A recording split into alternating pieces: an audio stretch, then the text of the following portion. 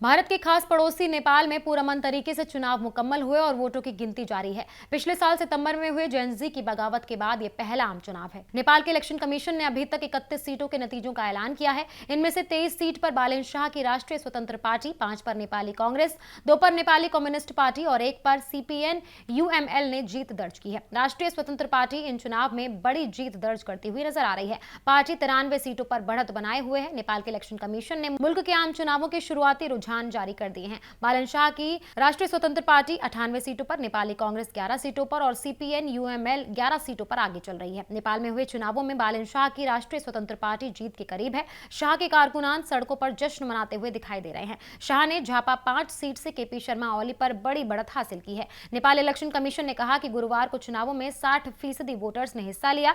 लगभग 2 crore voters registered थे। गौरतलब है कि बीते साल केपी शर्मा ओली की कयादत वाली इत्तेहादी सरकार के खात्मे की वजह बने जेनजी के मुखालिफ मुजाहिरों के बाद मुल्क का यह पहला पार्लिमानी चुनाव है। राष्ट्रीय स्वतंत्र पार्टी के राजूनाथ पांडे काठमांडू 3 से नुमाइंदगी के लिए मुंतखब हो गए हैं। उन्होंने उज्यालू नेपाल पार्टी के कुलमान घिसिंग को 7586 वोटों के फर्क से हराया। शाम को इलेक्शन कमीशन के जरिए जारी नतीजों के मुताबिक 55 साला पांडे को 18757 वोट मिले।